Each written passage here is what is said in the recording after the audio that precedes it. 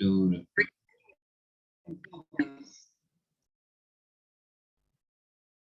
You probably might have received some pop-up regarding the recording, and I think it's up. Okay, so let's get started.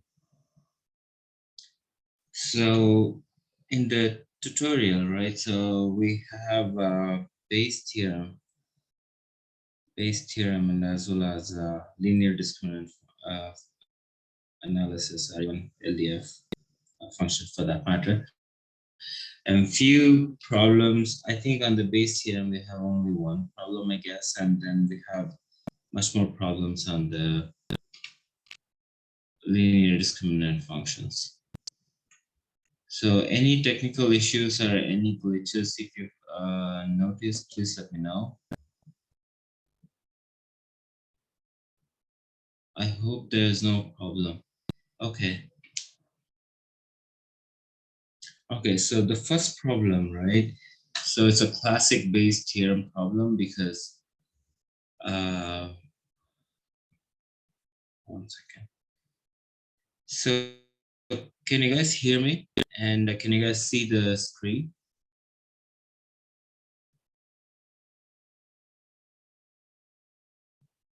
Okay, so there are no issue with the Zoom because I see my screen is frozen, so I was just a bit confused. Okay, so the first problem is on the base theorem. So the problem says that you know they serve m number of meals per day, but in that the 40% of meals, which is also equal to 0.4 m, 40% of the meals was the 40% of the meals served was seafood, right? And then 15% of the meals served was vegetarian, and then 45% of the meals served were meat, basically non-vegetarian, right?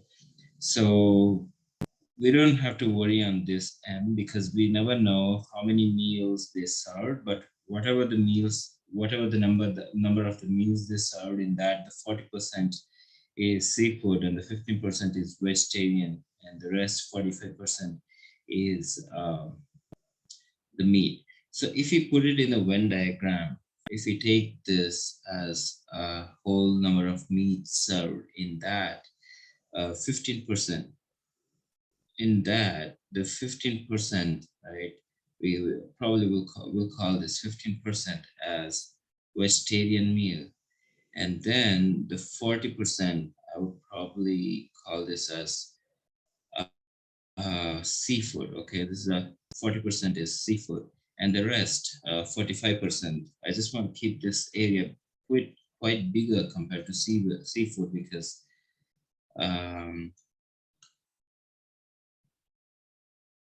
seafood mainly because it's 45%. So obviously this is not accurate, but you can assume what I'm actually trying to tell. So this is the Venn diagram. I just want to represent the number of meals served and the different meals served a day. But the problem is on the following day, 60% of the people who had eaten the meat were poisoned. So we know that 45% of the meals were served meat, right? Out of this, 60%, that is 0.6. So this number of people were actually get poisoned with a higher probability, right? So if I just mention this is basically is a conditional probability, right? So there's a probability of people eaten meat and get food poisoned, right? So this is basically is 0.6. But I'm trying to normalize this with a higher probability, and then FP, Q, and probability of meat. This is what basically is this, right? So, but we don't have to worry too much. We don't have to worry too much. So few portion of this meat. So this few portion, right? So that basically is, um, 1 second. Yeah. So this portion of the meat eaters who got poisoned, I just want to represent in that area, right? And the second point is 30% of those who ate seafood were poisoned. So that's basically its probability of food poison given that they eat seafood. The percentage is 30, that's 0.3, right? So I would mention like this. And then the same thing goes with the vegetarian, and in that it's 15%. Right? It's a conditional probability. 15% is 0.15. And this is the whole area where it's food poison. But if you see food poison people who eaten the meat, it's almost 60%, which is more. That's why I just took the more area. And then for the people who ate in seafood got food poison is 30%. That's why I got this much. And the same goes with the people who has eaten the uh, vegetarian meals, and then I go with this area. But now the problem is, what is the probability that a pies restaurant patron ate meat? So we want to find probability of people who are actually food poisoned. This is given. This is given. So probability of food poisoned people who actually ate meat. We just need to find this. So when things are given like this, like one parameter is given, based on this given parameter, we need to find the probability of the other parameter. So when a problem sounds like this, that must be a Bayes theorem. And then for this, we can calculate using the Bayes theorem formula. That's probability of meat given food poison, and scaled over probability of meat, total number of meals served over a day. That's the meat. And then we need to normalize this over the probability of total food poison. So we need for this denominator, we basically have to identify the area of this, basically the total probability. And then we need to normalize that, normalize this numerator over this whole area, right? So this numerator is basically, we are taking this and we are scaling it over all this area, and we will see how big the probability of the people given food poisoned eaten meat, right? So we are given this probability. That's the probability of this basically is a conditional probability of meat eaters got food poison. That's 0.6, right?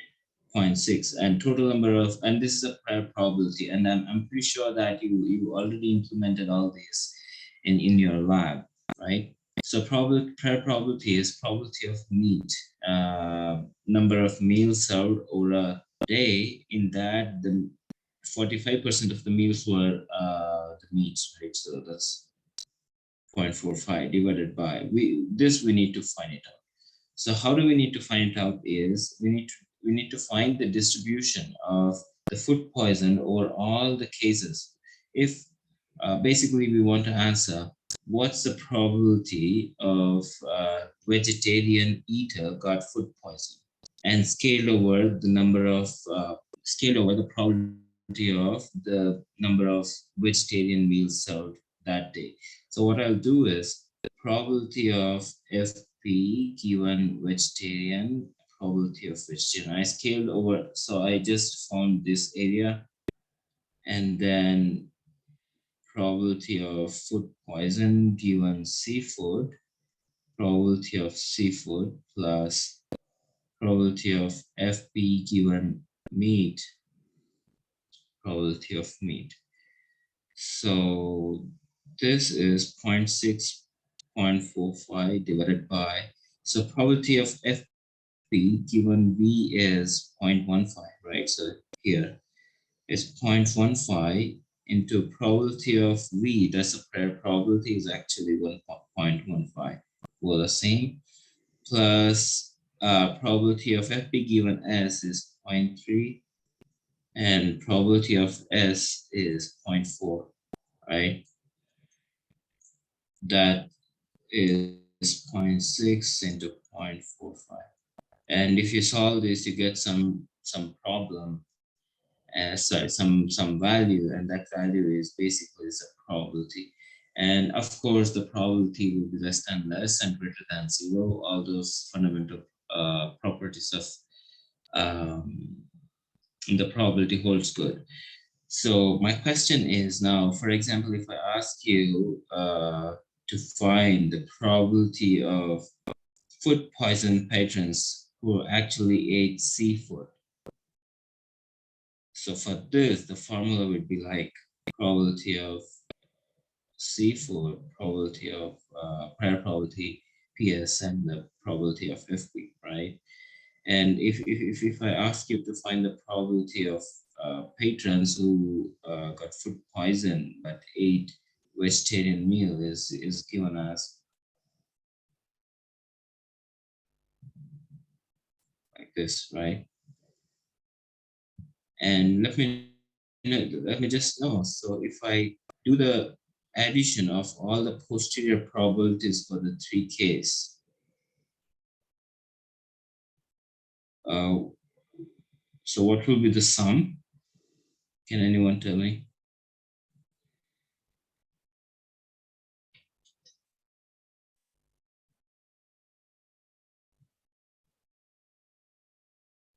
Yeah, right.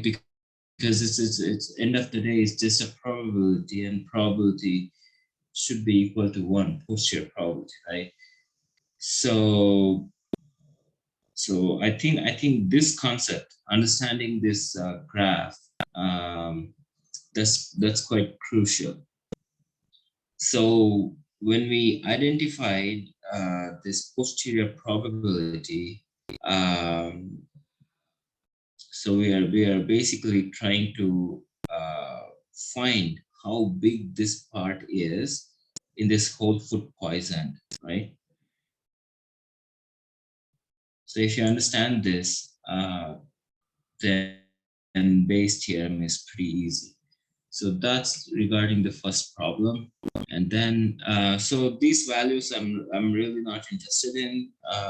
So because it's already given, make sure that you go through the document and solve by yourself. And if you find any mismatch or any problems, please always feel free to email me and get it clarified.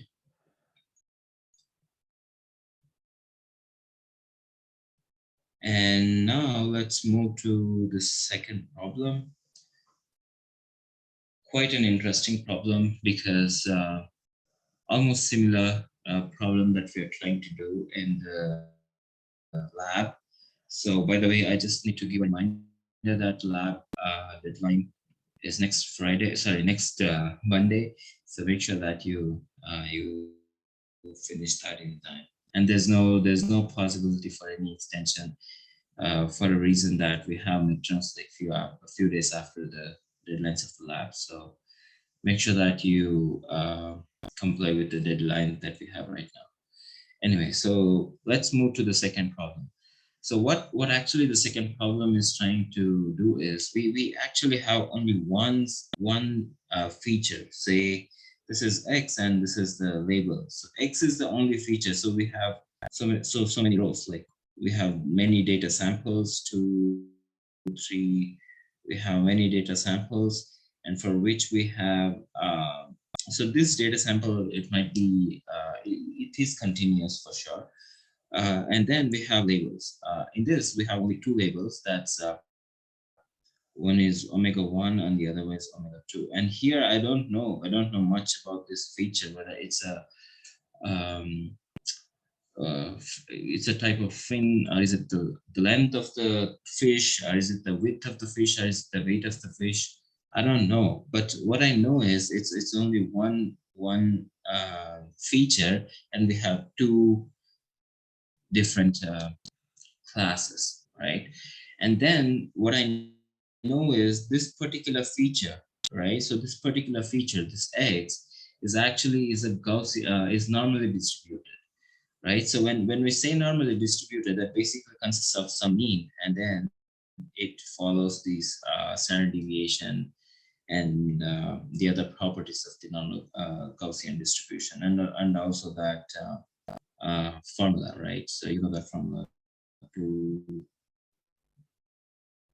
power of minus yeah, even I just need to yeah, 8 to the power of -1 by 2 on this x minus mu whole square divided by something like this, right? So these are the basically fundamentals of the Gaussian distribution, or normal distribution, with the mean is equal to with mean and the sigma basically are given.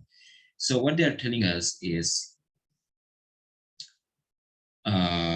so when we take the data, that's with a single feature and with all data samples belongs to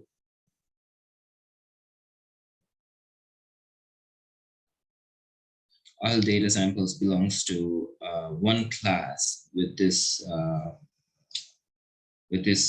feature. So this particular feature follows a Gaussian distribution with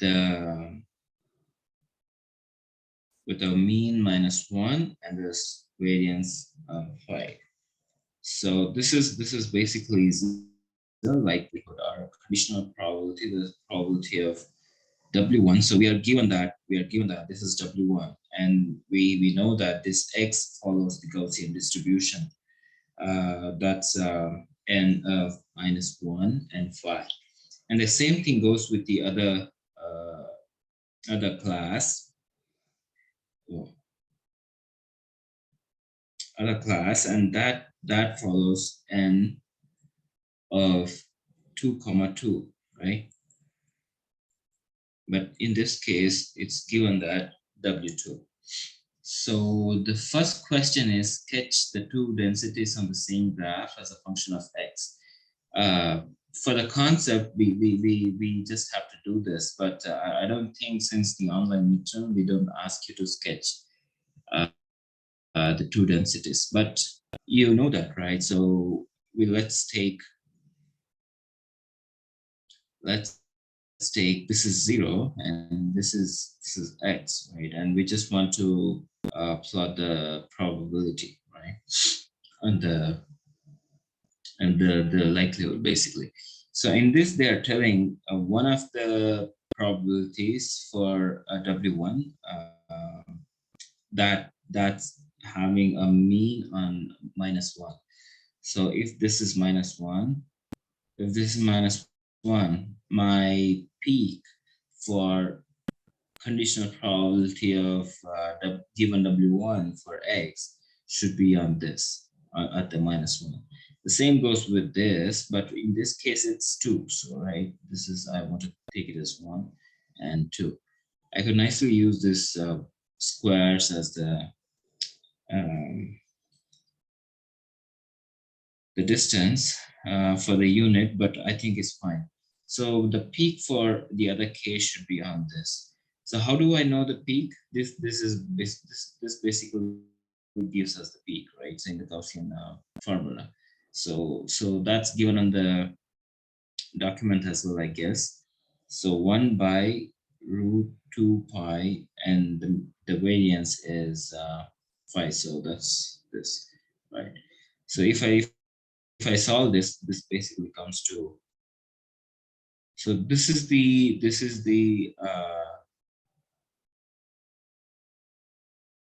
so I don't want to scale the y-axis, but what I do is I assume this is the peak and this is the value equal to 1 over root 10 pi, okay?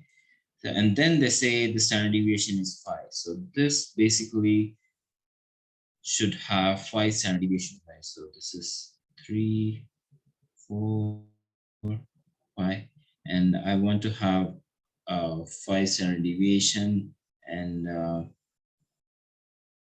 -2, -3, -4, -5. But I don't have to be so accurate, but what I can do is I know that 90, almost 90% of 98% of the data falls in the first three standard deviation, and so I just want to go like this. So though this is not accurate, but this serves the purpose for this case for omega 1, right? And then for the omega 2, it's the mean is at 2, and then we have the standard deviation 2. So this basically tells that this should be more narrower compared to W1. So when we see narrower, the probability of error is almost minimized compared to when the data is distributed all across. Then the probability of error is high, right? That's the intuition and common sense, right? So variance 2 and 2. So just I want to know the peak, and that's basically is if instead of 2, instead of 5, if I put 2, is basically is um, 1 by 2 pi, right? 1 by 2 root pi, right? So that I'm pretty sure will be much higher compared to this particular point because it's twice the root pi, but here in this case 10 is actually pulling the peak down. So I'll take that the peak should happen on the 2. So I'll take this as the peak, and this value I assume is 1 by 2 root pi. And the standard deviation is 2. So this must be narrower, right? So this must be like something like this, right? Uh,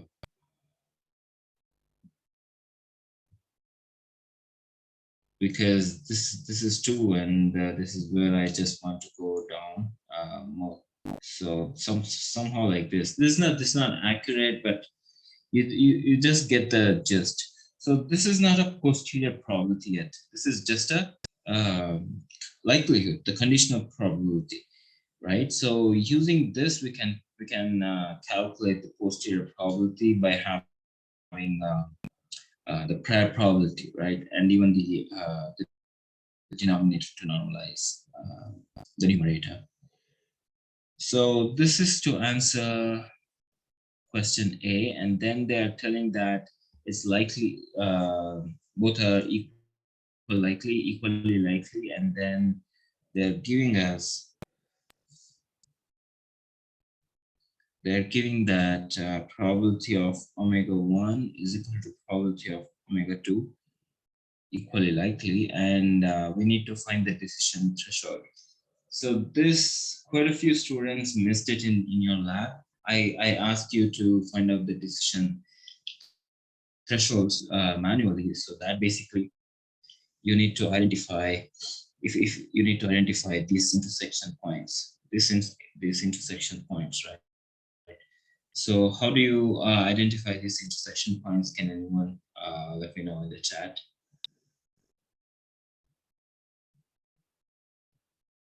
So I just want to give you some more hints.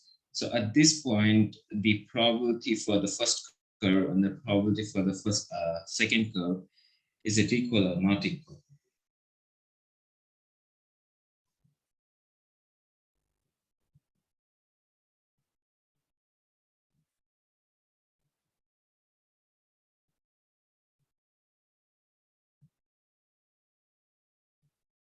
So we need to calculate the threshold, right? So threshold, to calculate the threshold, we need to find these 2 points, right, where the intersection happens. So at this point, the probability for the first curve and the probability for the second curve, are they same or are they different?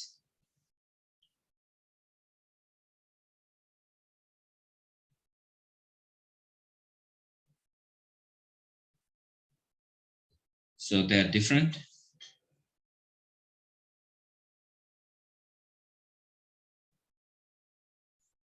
Yeah, but why did you tell different? Uh, what was the reason basically, or is it just you?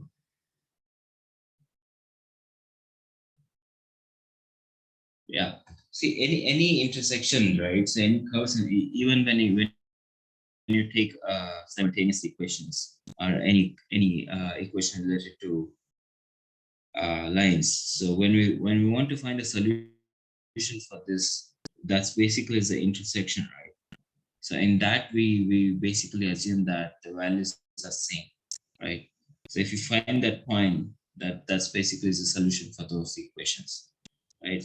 So we just need to equate the probabilities for both the curves at that point and assume that it's equal to zero, and that's how we can find the thresholds, right? So we just landed with a we will just landed with a quadratic equation, and if we solve the quadratic equation, we then basically get a solution. So how do we do that? We basically equate them, right? Most of the students did this in the lab, right? You found the thresholds.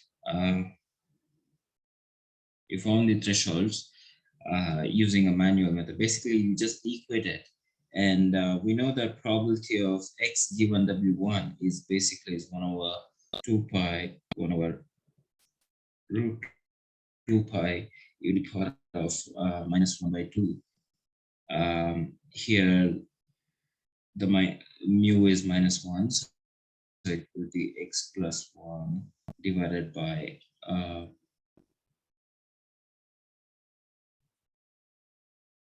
x plus 1. What is the formula?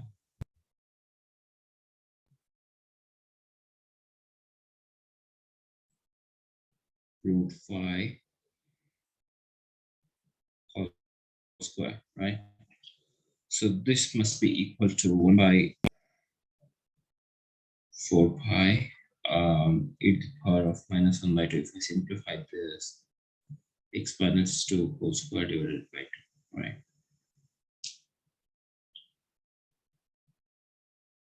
So if you solve this, you will be landed with a quadratic equation, and if you solve this quadratic equation, the solution you get x1 and x2. That's basically is the threshold at one point and the threshold at the other point, right? So, and then you can use these thresholds to make the decision. But even with that, we have a problem of this part of the curves, right? Because if you take a point on this particular curve, that's basically is on the second curve, that's omega 2, and I call this as omega. It's on the omega 2, but based on this threshold, we just classify it as omega 1, right? So that's the penalty. So this is basically is the error, and we need to find that a probability of error, right? And that's the third question, I guess. What's the probability of error under the decision threshold in B? Yeah, that's the same thing.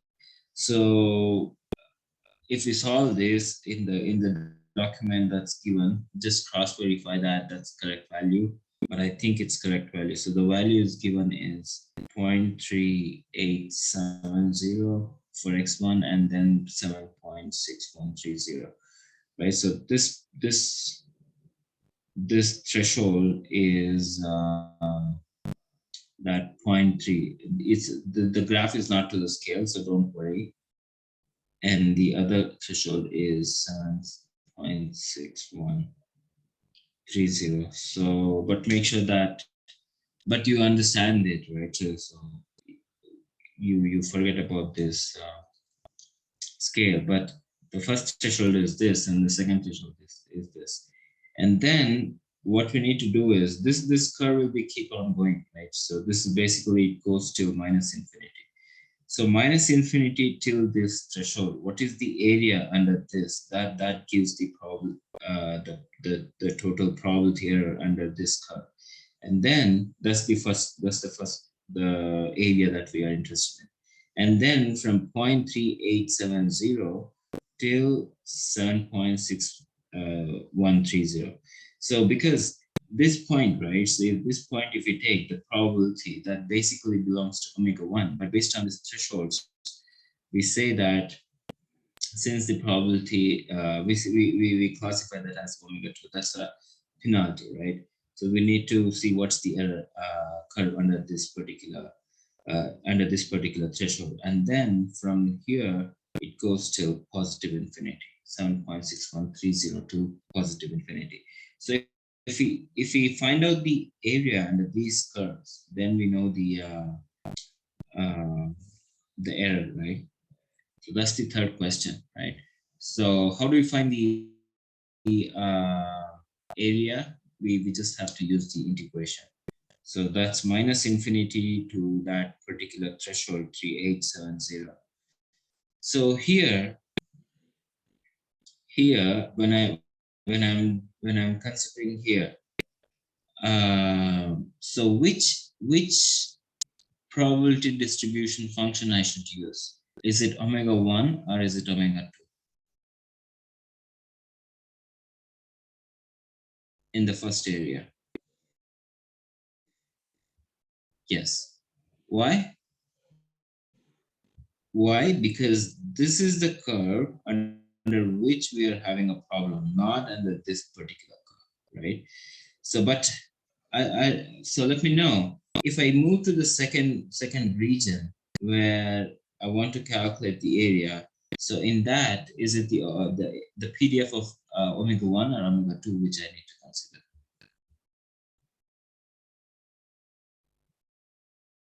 Yeah, right. So if you know that basic, I think it's pretty easy. So now let's write. So since we have to consider the first area, so that is a normal distribution, right? So it's for omega 2 area, right? So that's basically is this one, e to the power of minus 1 by 2 x minus 2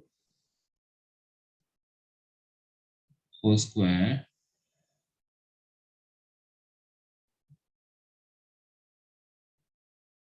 and the dx, and then we move to the second area where it starts from 0.3870, and then we go till the second threshold, that's 7.6130, but we this time consider the Gaussian for the first curve and do the same thing, but now it's from 7.6130 to the infinity. That's this region,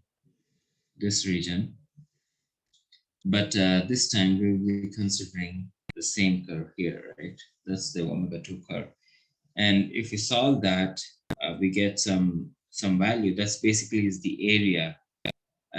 So that area is prone to be in the error region, and we can't help much if you use a Bayes theorem, right? Sorry, LDA, or even the Bayes theorem. Oh, it's basically it's Bayes theorem, yeah.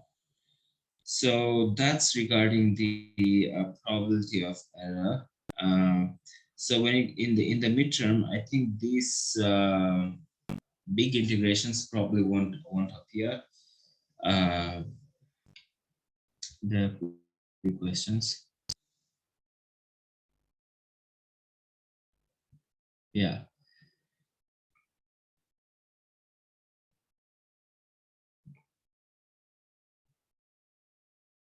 Yeah. So this integrations won't appear. So there's a question why there is one by two dx. Yeah. So why there is 1 by 2 dx? Yeah, yeah, the other student is trying to answer, but Vincent, can you just use the intuition why it's 1/2?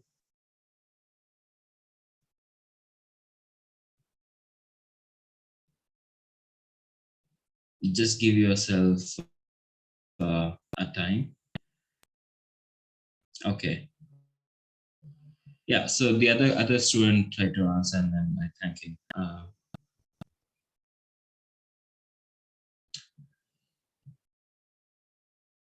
But you guys are following, right? Um, is there any issues in my method of teaching, or is there any problem, or is it okay? How do we decide on W1 or W2? We choose the curve that is we choose the curve that is lower. What do you mean?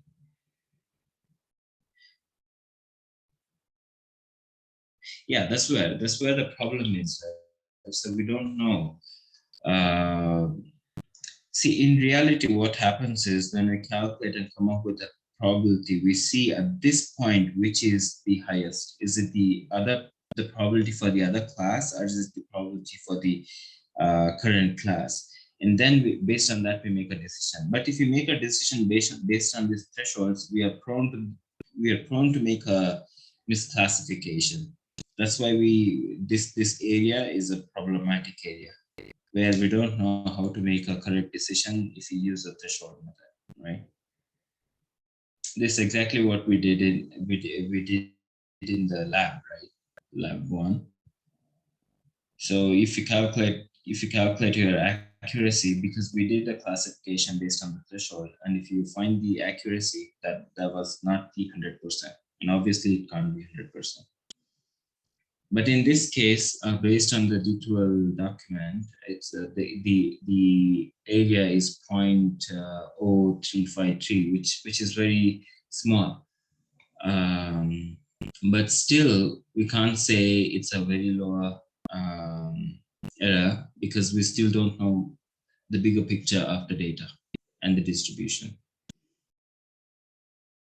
But I don't know if I answered your question correctly, but I didn't even get your question correctly, but you still have any issues?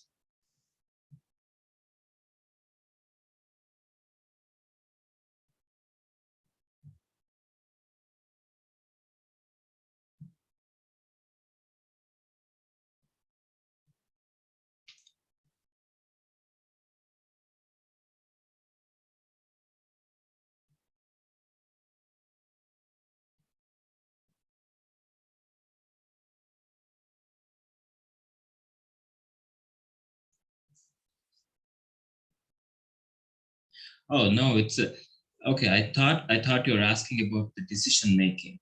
No, so okay, so here, right? So here in this given area, in this particular, let me take a different.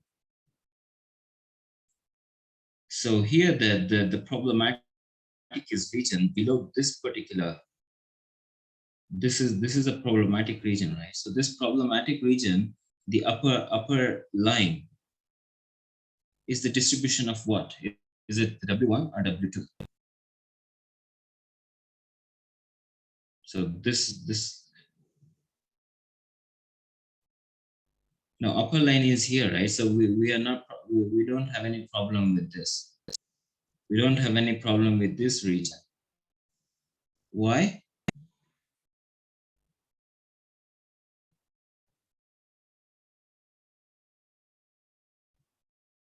Do we have any problem with this region? Because if a data falls in this region, we still classify it as omega 1, right? Within the threshold. So that's not a probability of error. The probability of error comes with the intersection. So take a data that's from this particular point. Okay. That data is on the PDF of omega 2. Okay. So how do you classify if you take a threshold? You'll say that this is basically belongs to W1, right? This particular point, it belongs to W1. But in reality, that's on the probability of omega 2, right? Got it? So that's basically is a problematic area, right? So what's the upper threshold for the problematic area? That's the PDF of omega 2. So that's we are interested only in this region. So the area starts from minus infinity, the limit, and that goes all the way till this point.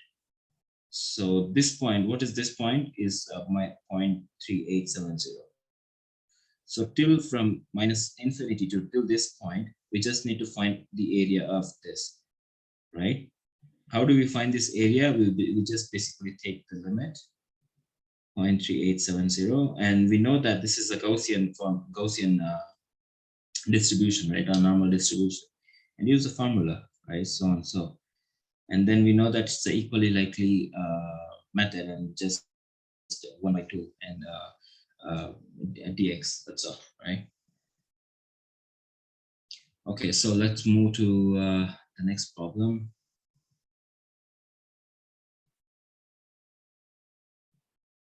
And we have problem 3, and oh, we have 2 more problems.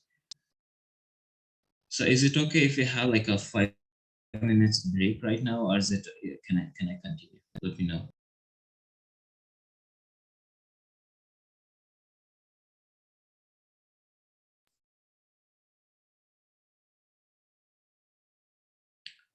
Okay, so the third problem.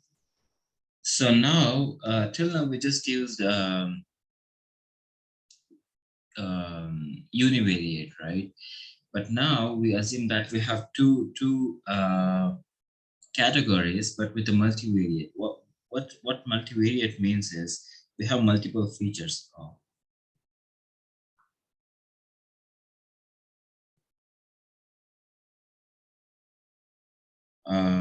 We have multiple features, so x1, x2. It might be multiple features, right? Xn, but we have a label, and in the label we still have this binary condition. That's two category classification problem. Oh, in this we have two features, so that's also given. So we have x1 and x2. So each state of nature is equiprobable and distributed with, so these are equiprobable and distributed with, it's a normal distribution again. So they're giving that probability of x given W1. So this x is a multivariate thing, right? So they say it's a normal distribution with a mean 3, 1, and they have a covariance matrix. So this is not given. So this is a secret for us right now. And then probability of yeah, this is a vector. I don't have to use the small letter. I want to use bold big letter. So probability of omega 2 given the x. So that's with the normal distribution with a mean -2, and the covariance is not given in this case as well. So if we know this covariance matrix, we know how actually the spread is. So is it like horizontal, or is it vertical, or is it spherical, circle? Since it's a multi-dimension, it must be spherical as well. So we will be knowing that. But in this case, we don't know. But what all we know is just a mean. So if I take this x1 and x2, this features, and if I plot for omega 1 and omega 2, I'll know that. So this for omega 1, I have a mean on 3 and 1, so that basically will be x1 3. The x1 mean is 3, and then x2 mean is 1. So this somewhere here, my data point is concentrated, and for omega 1, so it must be somewhere around like this. But if I know this covariance, I know whether this data is like vertically distributed, or is it horizontally distributed. But we don't have to worry too much on that, because we don't know, we are not given. So here the mu1, and then for the omega-2, it's basically -2, -2. So that's -2, -2. So that must be here, right? So we don't know much. We are given only this. Now let's look at the problem. So they say, assume that covariance matrix, the sigma is identity matrix, and then we just need to compute the discriminant values, right? And they're given our data samples, and we need to find their class labels. So the first x1, the vector, is given as 0.5 and 1.5, right? So, and the other data point is -1, -1. So just let's use the intuition.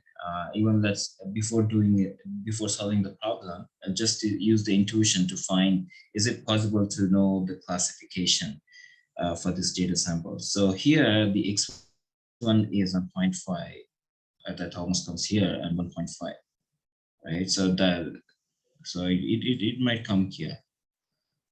So this data point, it's pretty tough because we don't know how spread the mu1 is, though they say it's an identity matrix.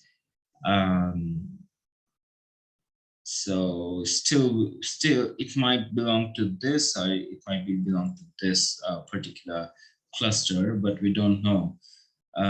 So for this, we have to find the discriminant values to identify. But if you take x2 is -1 and -1. This might be here. So this intuitively, I feel that this must belong to omega-2. This x2 must belong to omega-2, because this is quite close to mu2 compared to mu1, right? But we might be wrong. We never know. But that's just an intuition, because I'm telling this mainly because you have this online midterm, and sometimes if you don't know how to solve things, you just have to use the intuition to answer some questions, right? Because if it's a multiple choice, this method probably would help you. But if a point like this, then no one can help you, but you have to solve the problem and then know the answer, right?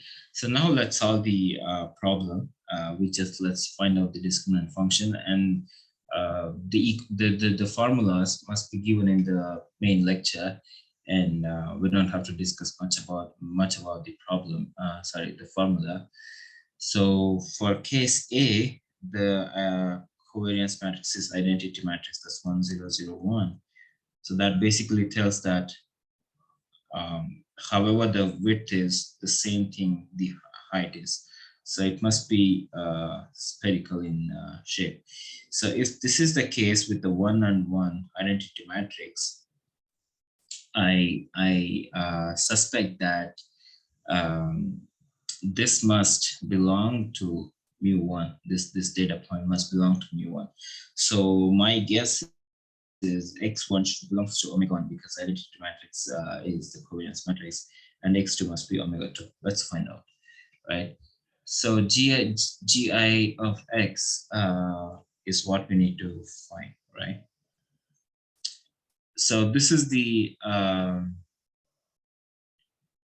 mean square error problem, and I don't want to put the context for these problems, and if you don't understand it, mainly if you don't go through the notes, I suggest you to go through the notes and then come back to practice problem to do the problems. But if you're trying to solve practice problems straight away, you probably might feel quite discomfort right now because you might not be knowing these formulas. So since it's so this basically is a pseudo inverse part of thing, right? We just need to solve this for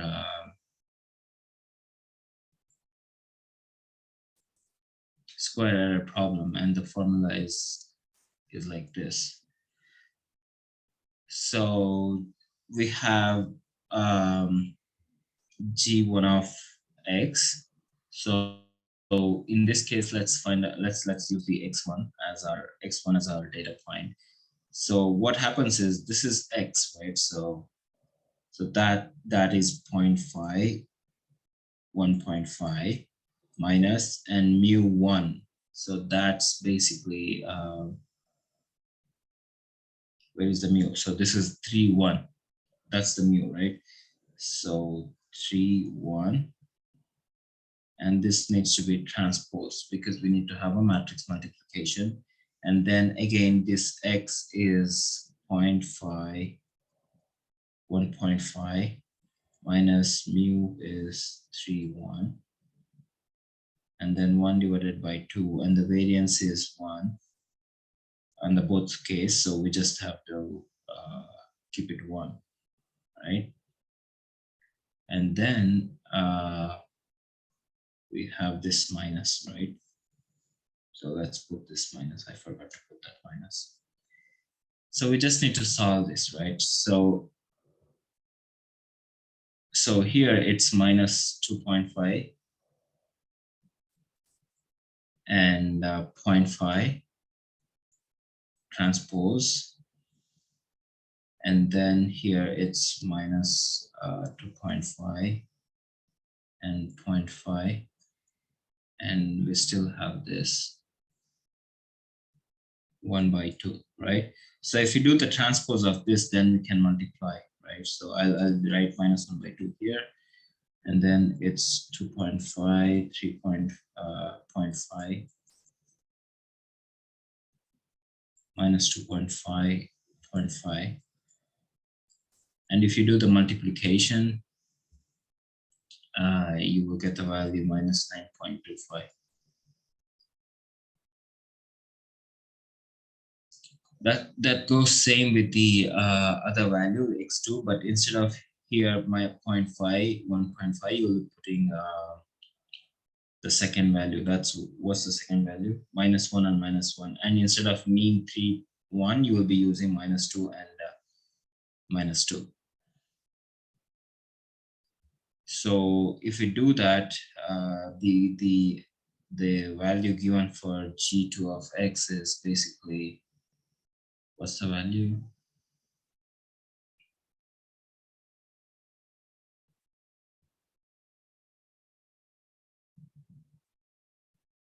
Oh, it's not given her. Where is the value?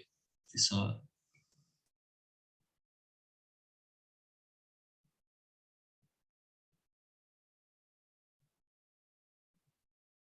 Oh, looks like it's minus 1.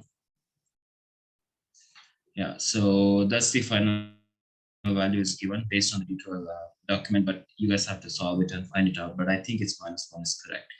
So in this, so we know that in the lab 1, we designed based on discriminant function, right? So if g of 1x or g of x is greater than g2 of x, then our decision is basically this, right? So whichever the greater value, we make the decision based on that, right? So in this case, now we see g1 of x is minus 9.25, which seems to be less than g2 of x, which is equal to minus 1. So our decision for this particular thing is omega 2, right? Because g2 of x is greater. So that's what is given, right? Yeah. So x2 belongs to omega 2. Yeah. So that's what we also assumed. And what is x1 belongs to?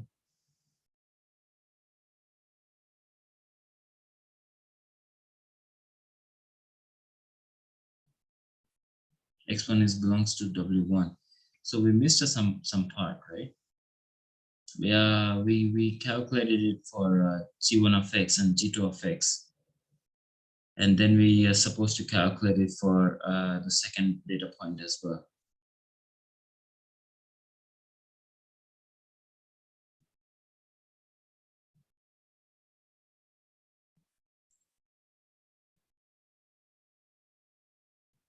I think I missed some part. So for x1, we have 0.51.5, and then we calculated g1 of x, and then we calculated g2 of x. So this, they say it's, yeah, I think I missed it. It's 3.25, right? And then for g2 of x, it's basically minus 9.25. Yeah, I just missed the. That's why I'm just trying to give the concept rather than solving the problem for the values. But you know the concept, right? So g1 of x is greater than g2 of x, so that's why it should be x1 should be belongs to I. So this is wrong. So x1 should be belongs to omega 1 because minus 3.25 is bigger compared to minus 9.25, right?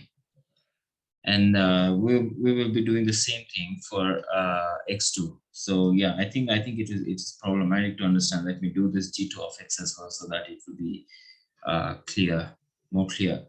So minus now we need to consider x1 still 1.5 minus now I'm considering it for the omega 2, right? So now I need to consider the mean for the other value. That's minus 2 and minus 2, right?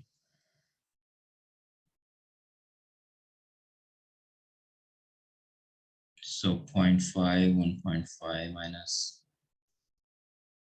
2 minus 2. And this 1.2, I'll just bring it here. So this will be, oh, I think did I miss even in the last part? No. It's 2.5 and 3.5, right? Transpose. And then I have this 2.5, 3.5, right?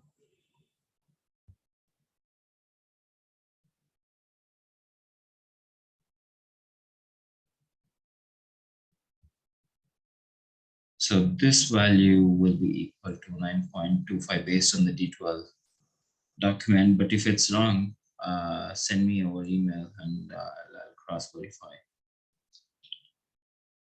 But this must be correct. That's what I think. So based on this, now for x1 is basically is 0.5 and 1.5. And if I consider g1 of x is basically we calculated x considering omega 1's mean, and we calculated g2 of x, that's value of discriminant function based on the mean value taken from the omega 2. So g1 of x is minus 3.25 and g2 of x is minus 9.25, which is less, and g1 of x is greater. So x1 should belongs to omega 1. I think now it should be more clearer because I missed this part and I just scrolled to the second page and consider x2. So that's where the problem came in. But now is it clear?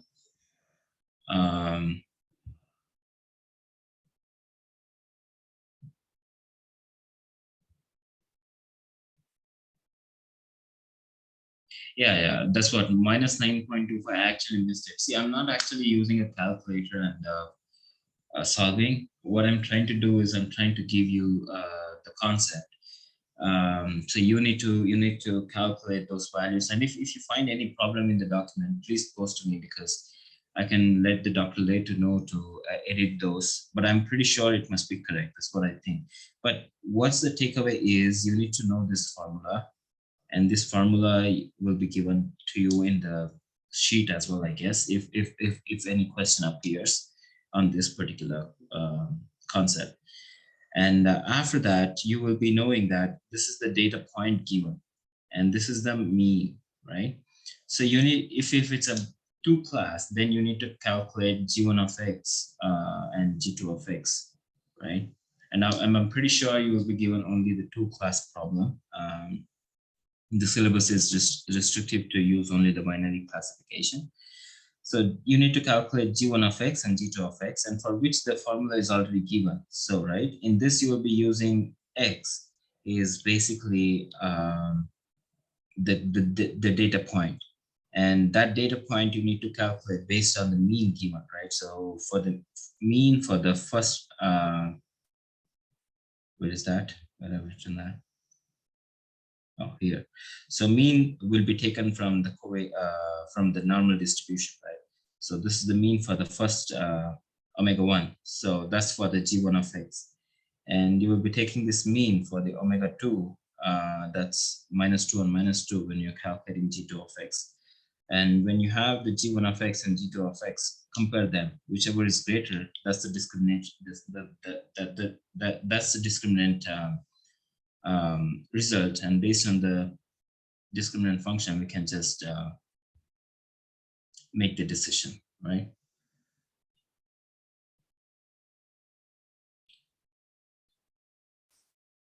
So it's -3.25 for g1 of x. Yeah, I think I must have made some mistake while writing the numbers. I'm pretty sure on that. But yeah, make sure that you get the concept and what to do, right? G of x represent discriminant function. Yeah, see, discriminant function basically it helps us to make a classification decision, right? So discriminant function is kind of a word that's used, but it's not commonly used. You can call it discriminant function, you can call it just g of x, you can call it classification, decision. If it's a plane, it's hyperplane, right? So don't have to worry too much on that.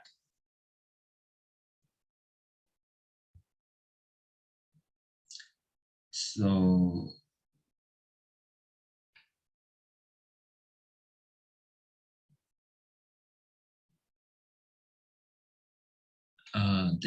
there are two more questions. Yeah, no problem. What is the value graphically?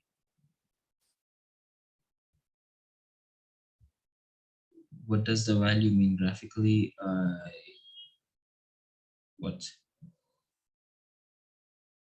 Okay, you mean the g of x value, like, so like this value.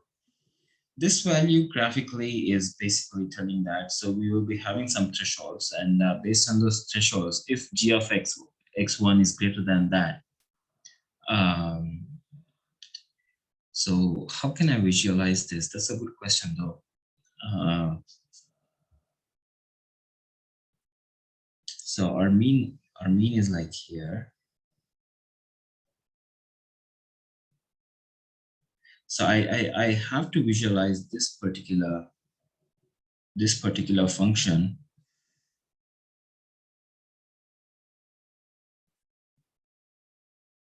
And what one thing I can do is putting this particular mean, I can plot for the different value of x and the different for the covariance matrix with the identity matrix, and then I can see how it actually looks, and based on that I can answer your question. But I think I'll can you just send me an email, and I'll get back to you that how does this value particularly looks like if you plot on a graph. But analytically, so g1 of x is, can you tell me what g1 of x represents? Is it a probability, or is it, what is it?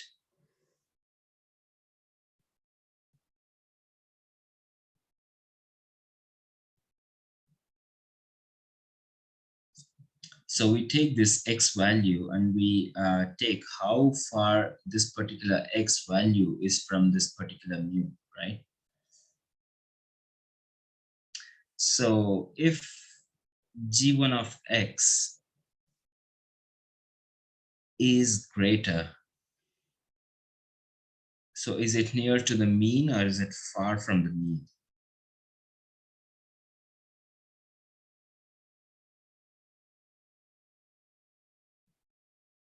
So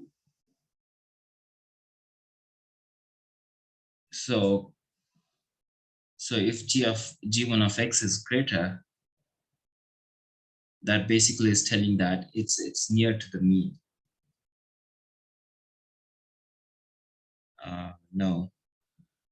Yeah, I think I need to check how visually it looks like, and just send me an email, and even you can send it to Dr. Lay as well. That's a good question though. But if you take a hyperplane based on the thresholds, since it's a multivariate problem, so if this is a hyperplane, so on top of this, it itself belongs to cluster 1, and below this, it itself belongs to cluster 2. We might have one problem regarding this. We can visualize that part. And there's another question for gx2. Oh, g2 of x, you mean? So they say it's a identity matrix, right? So I assume that it's 0, 1, 0, 1, and 1 is what? The standard deviation.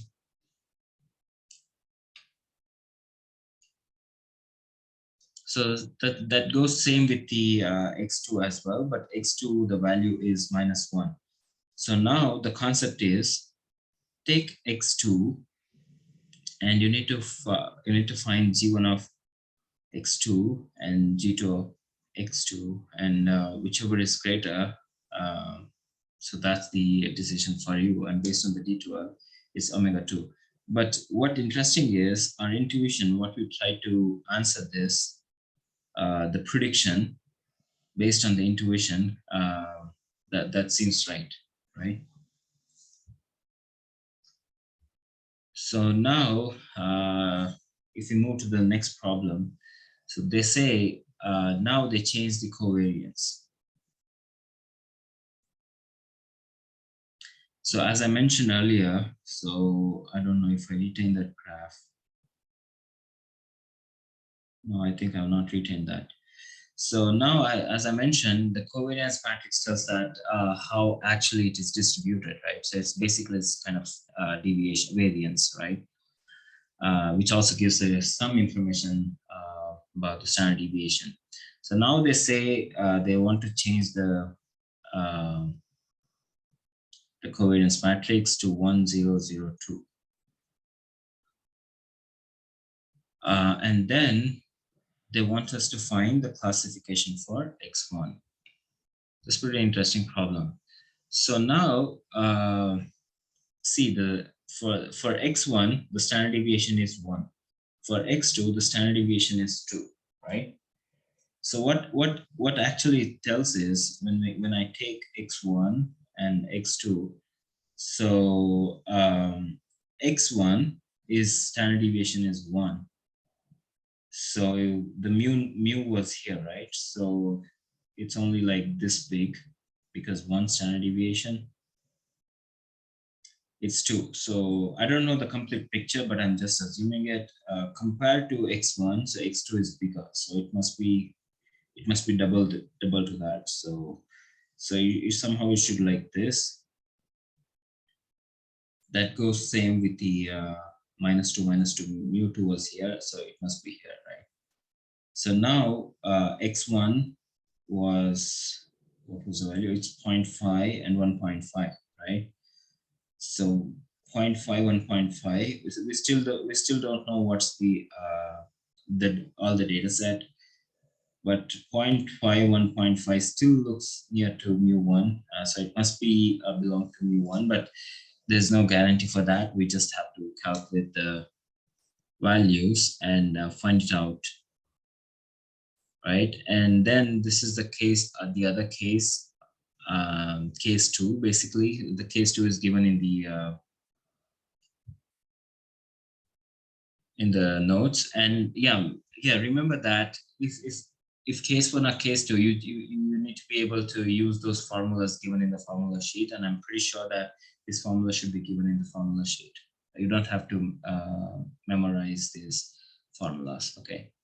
So case 2 formula is gi of x is minus x minus mu I. So theory behind this case 1 and case 2, you just have to go through the notes and ask Dr. Lay as well. So this is the formula, right? So same thing for x, just substitute 0.5, 1.5, and the mu is given, but we need to consider for g1 of x, we need to consider the mu. That's 3, 1, 3, 1. This is transpose minus, and the covariance matrix is given 1, 0, 0, 2, and we need to take an inverse of that. And then x1 minus mu, that's 0.5, 1.5 minus 3, 1, right? So if you solve this, you will get the value g1 of x, and then you'll be doing the similar thing for the g2 of x, and then compare them. See why I got confused, mainly because of discrimination function. We usually don't use this when it comes to the real world, to be honest. So this method looks pretty surprising to me as well. But anyway, what I'm telling is basically when you use the TensorFlow or even the PyTorch or even the MATLAB for that matter, if you see the implementation, they do it in a different manner compared to this.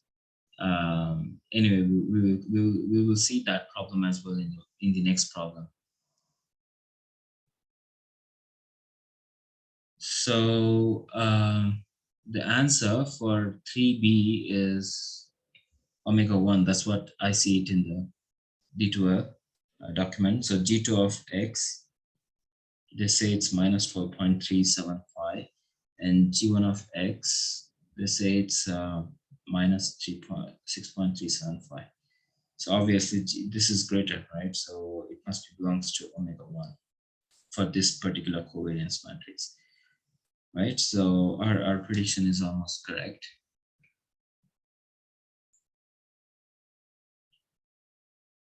Yeah, I hope it's clear. Still, let me know if you have any doubts, and feel free to email me as well. And there's a last question. Oh, till now we just saw regarding the Bayes theorem, I guess. Yeah, it's all Bayes theorem. And the next problem set is on the linear discriminant function. Okay, so let's solve that, and we can wind up. So they say we have a set of two-dimensional features, feature vectors xi given in the table below, along with the associated class labels. And initial boundary h0 is proposed, one that passes through the point xy and is known to give a discriminant value. Okay, so I would suggest you guys, if you have computer or anything, whichever the device you're using, just open the practice problem, because I want you to follow that table. It's pretty big to write it on the pad right now. So if you're following it, what they're actually telling is we have data given that's with two variables, that's two features basically. So x1 and x2, and then we have an associated label. I just want to mention it as y. And again, if you see, this is basically a binary classification, because we have either omega 1 or omega 2. And then what they are telling is the initial boundary is that's h0. That's a line. No, it's not a line because it's a 2D. It's a hyperplane. That's why it's h0. So that's the initial randomly chosen hyperplane, and then they say that hyperplane actually passes through xy. Okay, and that plane actually passes through xy. Xy is, oh wow, okay. x phi is actually 1 and minus 1. What does that mean is, so if we take that plane equation, and this must be the solution of that plane, right? Because it's passing through this particular x phi. That's the one information, and the other information is that passes through the point x phi. X phi is omega 1. And is known to give a discriminant value of g of x2 is equal to 1. So that's the equation, right? So that equation basically gives the value is equal to 1. So what they're trying to do is, if you remember the linear discriminant function, it's omega 0 for the base for the bias, and then we have omega 1 x1, and then we have omega 2 x2. And they say this hyperplane actually passes through x phi. So that's x1 is 1, and then minus w2, x2 is minus 1, right? So this actually is equal to 0, and then they say, what's the other information they give? G of x2 is equal to 1, right? So this is, when I consider this basically is g of x phi, right? Because that's the point I used from x phi. And then x2, what is the point? X2 is actually 2 and 2, and what's the SW2, right? So g of x2 is equal to 1, that's what they say. So g of x2, if I write it, it's basically is omega 0 plus 2 omega 2 plus, oh sorry, it's not 2 omega 2. It's omega 1. And then 2 omega 2. So this, they say this gives the value 1, right? And we don't know any information regarding this weight values. Here we have taken it 0 because we are 100% sure that this is the value. Xy is one of the solutions of this equation, right? So that's why it's equal to 0. Because when we know the final value of this omega 0, omega 1, omega 2, it must be equal to 0 because that passes through xy. So these are the only information we are given with. And now let's move to the question. So what they tell is, given this omega 0 is 1, find the discriminant function for the initially proposed boundary and plot the hyperplane at 0. So initial hyperplane that passes through x phi, right? And then they're asking us to find discriminant function for the initially proposed boundary, right? So for that, we just have to plot it, right? If you plot it, we can know what's the h0. I mean, how actually it looks, right? So for that, we just have to solve this to find what's omega 1 and omega 2, because we are given omega 0 is 1, right? So it's just a simultaneous equation, and if you solve this, they say omega 1 is equal to minus 1 by 2, and omega 2 is equal to 1 by 2, right? And then the discriminant function for the linear regression or linear discriminant function is it will just become omega 0 is 1, right? That's given.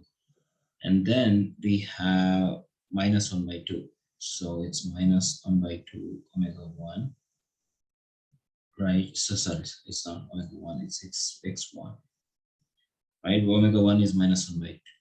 And then plus 1 by 2 x2, right? So this is the discriminant function, right? So this basic discriminant function is basically a hyperplane. So, and then hyperplane, if you set it to 0, we know that this one point is obviously passes through xy. So we just need to find the other points where actually the hyperplane falls. So for that we need to know x1 and x2 just to plot that plane, right? So if I make this equal to 0 and then solve for x1 and x2 to get some equation, some relation basically, and they say in the D2L document that x2 is equal to x1 and x1 minus x2. Now what we can do is we can just, for the value of x1, we can get the value of x2 to plot it on the plane, right? So let's just try to plot that. So we have two features, right? So one is x1 and the other feature is x2, right? So we have these two features, that's what is given here. And we have omega 1 and omega 2, right? So now we just have to plot those points. Not recommended. We just have to plot the hyperplane. That's what the question asks. But if you want to visualize, you can just plot those points, and the graph is given there in the D2L document as well. But what I'm interested in is plotting this hyperplane rather than plotting the points. So the initial hyperplane, that's head 0, right? So that basically passes through x5. x5 is -1 and -1. So x1 is 1.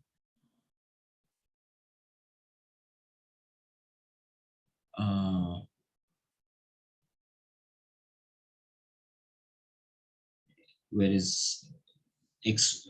Yeah, so xy. So this is 1 x1 to x2, and -1, that's x3. So this point it must pass through, but I don't know whether it's passed through like in the upward direction or in this in the downward slope fashion. So, but I know that this is one of the points. No, so now we know this equation. Now we can just take the values of x1 and we can plot it for the x2. So for x1, if I put it 0, it basically goes to -2, right? So that will be this point somewhere, right? So this definitely tells me that it should go like this. And this is a line, so I don't have to worry about the other points as well, because it's a line and it's showing the upward direction. So this must be hit 0, and I don't have to worry much on the further points and so on. So right. So this is basically is a hyperplane. This is not just a line. This actually is a plane, right? So that's the answer for the question A, right? And then what is the accuracy of classifier when head 0 is used to classify all data samples in the above table? State any assumptions made.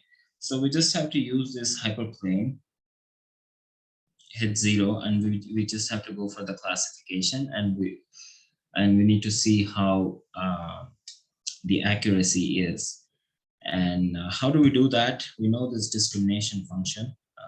So just substitute the values of x1 and x2. That's from the table. For example, if I go for g of x1, it's 1 and 1, and the label is w2, right?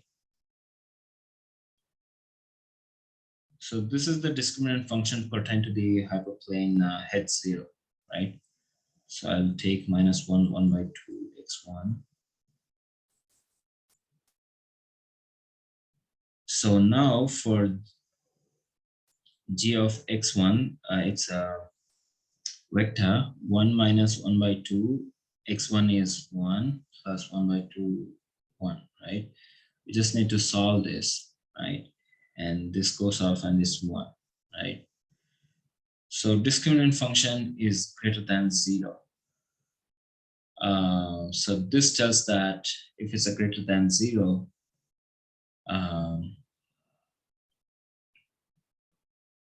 it tells that omega 1. Can anyone tell why? So g of xy this is where the boundary goes through, and for g of x1, that's 1 and 1. So the point is here, and this point is actually greater than 0, and it's omega 1 based on this discriminant function. But actually, what's the label? Label is W2, right? So this is the true label, but this is the prediction, right? So this is a problematic classification because actual value is omega 2, but we predicted it as omega 1 based on this g of x. So what actually this hints is, so the coefficients what we have is not perfect right now. So we just have to go through the learning to learn these coefficients perfectly so that we minimize this error and we come back to the prediction omega 2 rather than omega 1, right?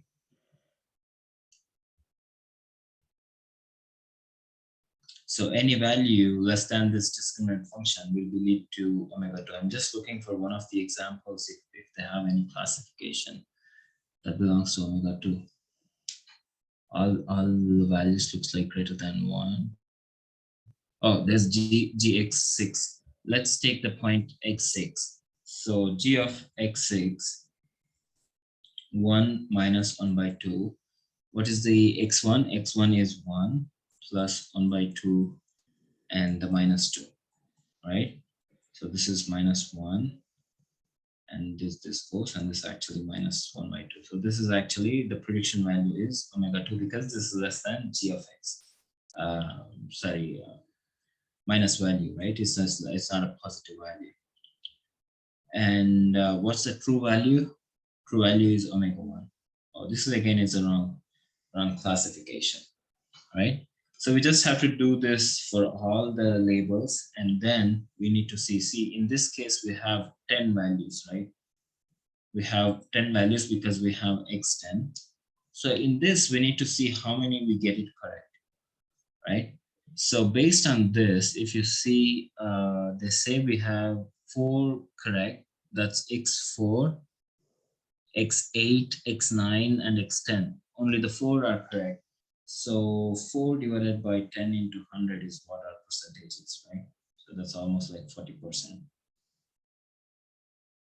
right? So this 40% is mainly because the assumption of this hyperplane and the discriminant function we find for this particular hyperplane based on that is just 40%. But we need to go through the perceptron learning to learn the hyperplane, and then what basically we learn is these coefficients, right? This omega 0, omega 1, omega 2. Even there might be a problem with this omega 0 as well, we never know. So if we learn this, then we should expect that this accuracy should go a bit higher, right? So that's what we do it in the problem C. They say let's take the training set x1, x3, x4, and x8. We are just taking only four data points. That's like 40-60%. So 60% of the data we are keeping it for the test set, and the 40% we are using it for the training. So we are taking 4 data points to train, and then we are building up a LDF classifier using a perceptron error criteria. Okay, so again, perceptron criteria and error formula you don't have to memorize. That must be given. Okay, using H0 as the initial estimate. So we just have to use this H0 as the initial hyperplane, and then compute the augmented weight vector A after 3 iterations of gradient descent in batch mode. We are given the learning rate 0.1, and then we need to plot a new boundary H1. So this is what I explained in the lab video as well, right? So we had to find this A. A is basically omega 0, omega 1, omega 2, right? So this is the final vector that we need to find. But what we have to use in this case is perceptron criterion, perceptron error criterion. That's JPA, right? So we need to use this in a batch mode. and we need to perform 3 iterations, and the learning rate given is 0.1, right? So now we can use only those 4 data points. Okay, what are those data points? Okay, so the data points we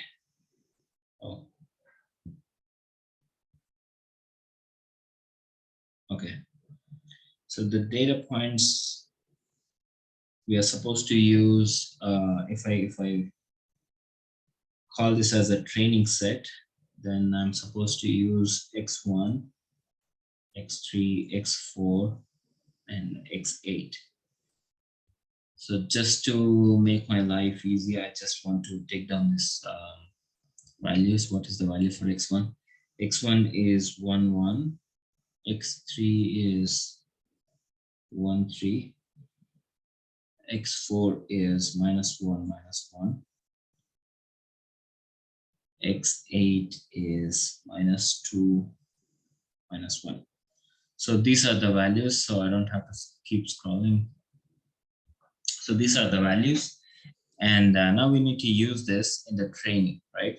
So as you know that in the training, we need to normalize and augment the data. Why we need to augment the data is mainly because of the bias, right? So if I take the training set, this is the standard notations we use, so let's use the same notation. So the first row will be, since we are taking 4 data points, the first row will be 1, 4 ones, mainly because of omega 0, right? And then x1 is 1, 1, right? x3 is 1, 3, x4 is -1 and -1, x8 is -2, -1, right? So if I write it in the transposed manner, it's basically is the first data sample is 1, 1, 1, right? Because this is x1 and x2. And this is for the bias, that's x0, I can call it. And 1, 1, 3, right? And 1, -1, -1, 1, -2, -2. But this is just a transport version of this, right?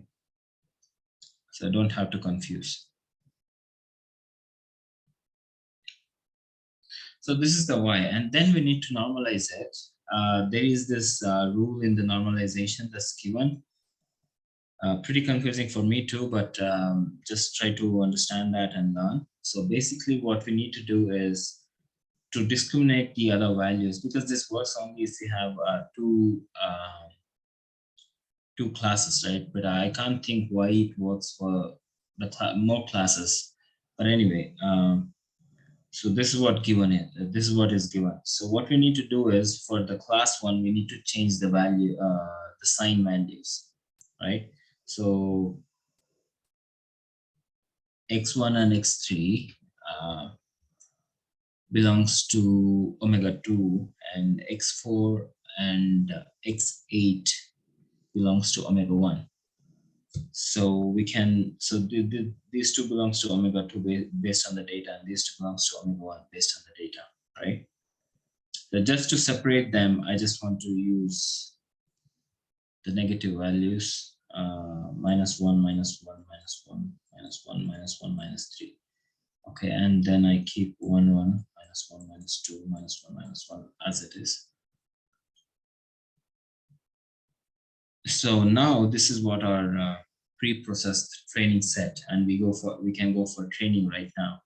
And to go for the training right now, we can use our initial hyperplane, that's h0, and the discriminant function we got using the hyperfunction h0 based on the condition that it passes through x phi, and the g of x2 is, they have given us some value for g of x2, right? G of x2 is 1. So based on these conditions, our discriminant function is this. So let's use that. And so when I say discriminant function, this is basically is A transpose, right? Oh no, it's not transposed. Yeah, so this is what our weight vector. So let's use that as initial values, right? So what's the function? 1, 1 minus 1 by 2 x1 plus 1 by 2 x2, and the weight vector, initial weight vector, is basically 1 minus 0.5, or I can call it minus 1 by 2, or 1 by 2 r is 0.5. I don't think there's no issue till now. I think you are understanding what I'm trying to do. So this I'm all set for the training. I still not started the training. Now we can go for the training. So the first iteration in the training, what I'm trying to do is I'm trying to learn this. I'm trying to tune this weight vectors, right? So when I tune this, I just have to use the misclassified data to tune, because I don't want to keep tuning my data, my weight vector, for even the right classification, because I don't want to penalize my right classification, right? But I do want to penalize if my classification is wrong, right? That's what we do it in the perceptron criterion, error criterion rule, right? So now let's start with the training. So what we do is we take this weight vector and we multiply that with our preprocessed training data, right? So mathematically, that's how it looks. So what I do is I take this. So this is what you do it in the lab as well, right? You take your data set and you start with some random value. I think I've given some few values for this initial weight values. I'll look for those values in your report and I'll see how you guys have done that, right? So minus 1, minus 1, 1, 1, minus 1, minus 1, minus 1, minus 2. So make sure that you don't make any mistakes during the multiplication in the midterm.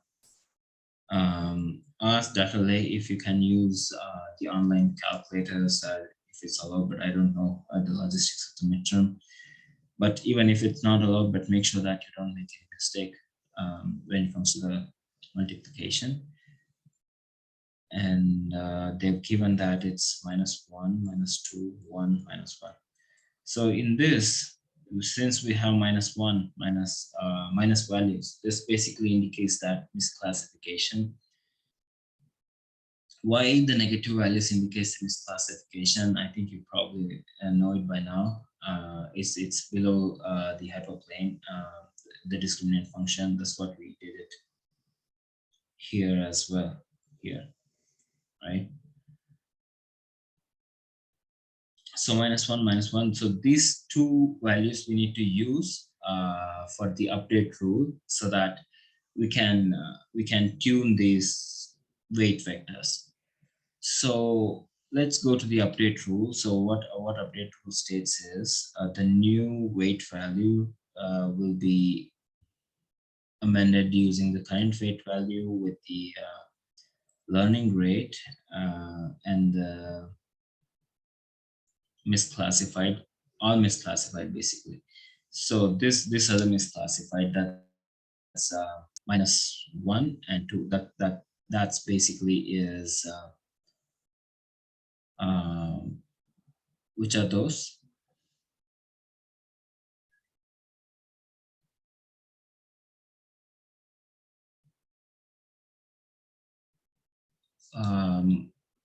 Is it wrong?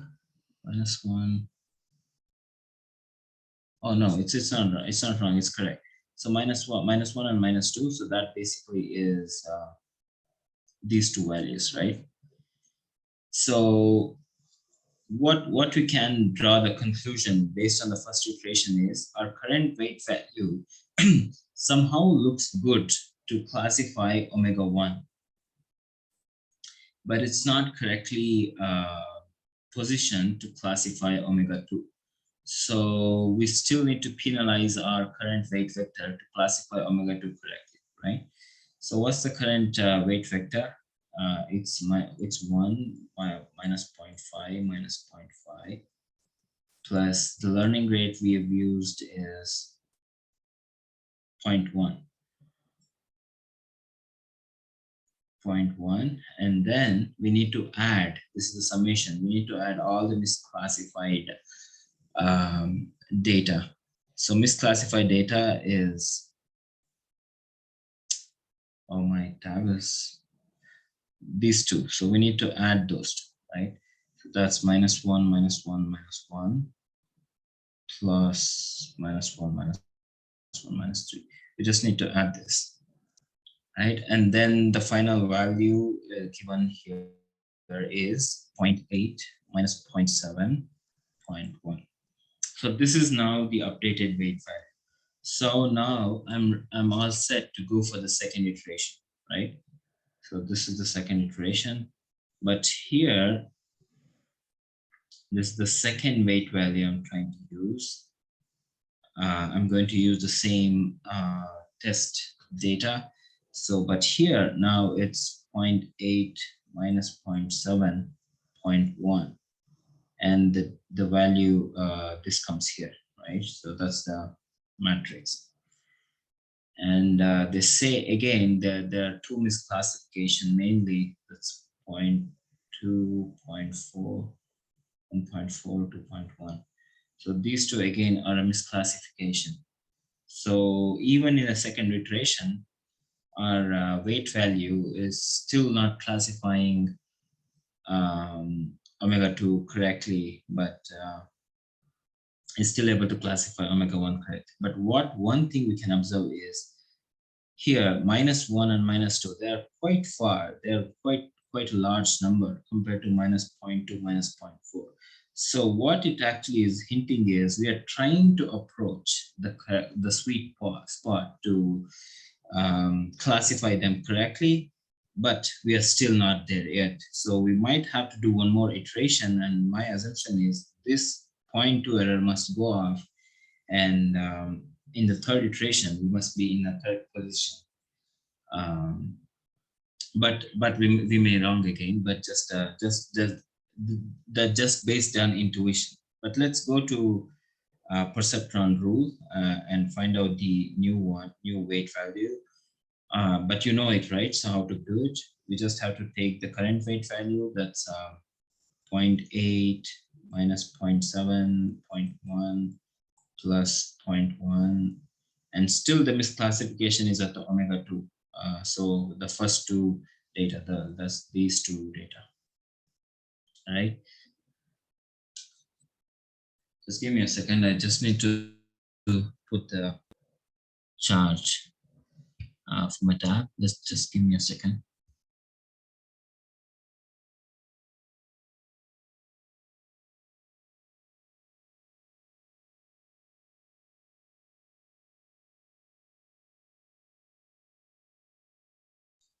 Okay, Max, sorry for that. So use the same values, and you'll be coming up with a new weight vector, right? And they say that is basically is 0.6 minus 0.9 minus 0.3.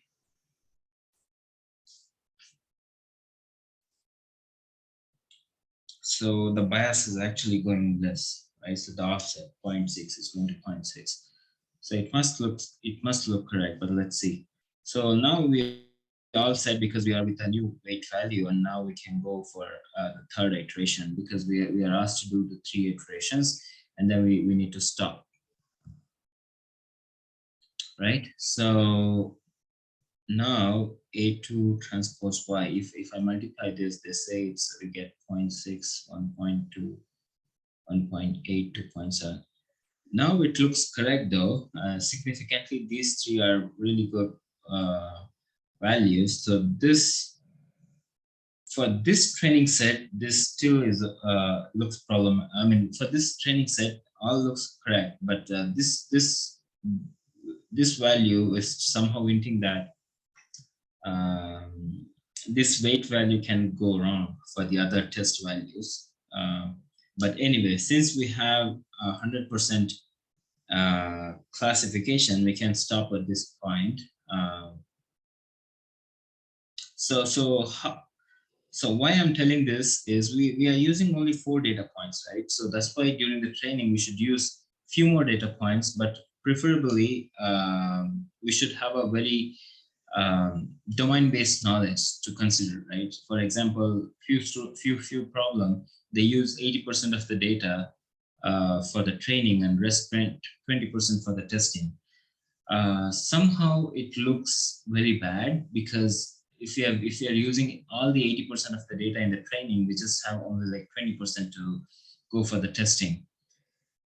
For example, if that's the problem related to taking some data by dissecting a cell, that's a pretty complex problem to acquire data, right? So in that it makes sense, but 80% of trained data and 20% of test data, when it comes to a network traffic problem, it's not a good test and train ratio, because network traffic, we can generate a lot of data. So in that, we can go for 50% and 50%, or even 30 to 80%, things like that, right? So, but when we come up with the values using the 30% of training set, and on the test set, our trained model is able to predict really well, more than 90%. It's really good, but sometimes it never happens, right? So that's why I just thought that this problem might be problematic. But for this training set, since this is giving 100% training accuracy, then we can stop at this point. Anyway, the problem asks us to stop at the third iteration, and we don't have to go further. So since all the classification are correct, when I say all the classification are correct, all the classification means from only this data. What is that data? This data. And now I want to ask you guys. So with this, let me write the final. So this is our final weight value, right? 0.6 minus 0.9 minus 0.3. This is our final weight value based on our training, right? So now, anyway, we need to plot the hyperplane H1. That we can do it anyway. But the interesting problem I wanted to ask is, how do you go for the testing? Because other than this, I again forgot, is it X? Okay, this X1, X3, X4, and X8. So we still have X2, X5, X6, X7, X9, X10. So these are our testing set, right? Testing data set. So how do we go about the testing? We just have to take a discriminant function, that's 0.6 minus 0.9 x1 minus 0.3 x2, and then substitute the value of x1 and x2 for every test data. So for example, this x2, 0.6 minus 0.9, what is the x1 for the x2? It's 2 minus 0.32. So solve this and see what's the value. And if it's a positive, then it must belongs to omega 1, right? If it's negative, then it must be belongs to omega 2, right? So based on that, you can calculate what's the test accuracy for this particular weight value. And this is exactly what you're going to do in the lab as well, right? Pretty interesting problem. And now we need to solve, we need to plot H1. I think, yeah, anyway, so basically it's the same thing, right? So we just have to equate it to 0 and get some, so they say x2 is equal to minus 3x1 plus 2, minus 3x1 plus 2. Let's go back to this plane, minus.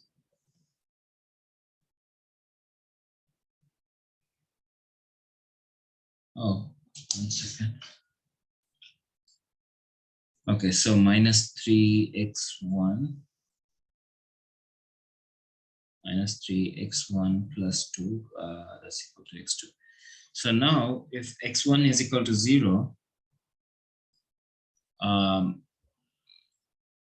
Now x1 is equal to 0. That's at this point. So x2 is 2. So that basically is here. This is the point, right? And then I just want to find you one more point, just to know which direction it follows through. But you already know that the slope is -3, so it must be downward slope, right? And then where it actually crosses the x1, can anyone tell me? So it must pass like this, but where exactly it passes through on the x1?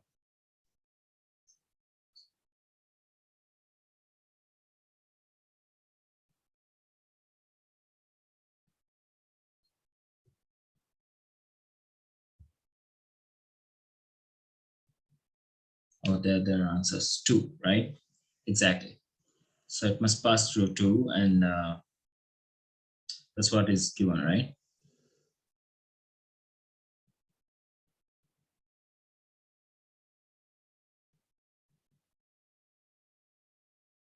Okay, so I think that's all.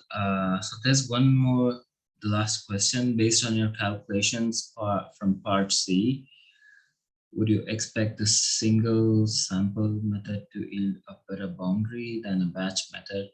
Oh yeah, this really interesting one. So what they're actually asking is it better to do a batch method, or is it better to follow the single sample method? I want you guys to think. Obviously, we know that, right? So single, even if you use a single sample method, or even if it's a batch method, we definitely arrive to the almost similar solution, right? But I want you to think the tax on the time. So just answer me, which one would be better? Is it the batch or is it the single sample? When it comes to the time,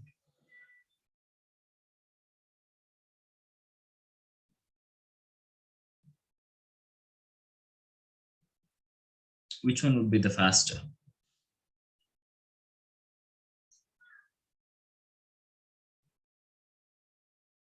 Exactly, right? So the batch will be the best. It will be the faster compared to one single value iteration, right? So usually people uses the batch almost like 99%. But in very few cases where they have to look at the each data uh, to tune the weight vectors, then they use that. But the answer is basically we come to the same solution, or almost similar solution if you use the both. But for the if you use single value iteration, we have to look four data, so we have to do 4 iterations. But in the batch, we just got the better solution at the third iteration itself. We don't have to do one more iteration, so we save resource and we save time, everything, right? So let me stop the recording at this point because we are done with the tutorial.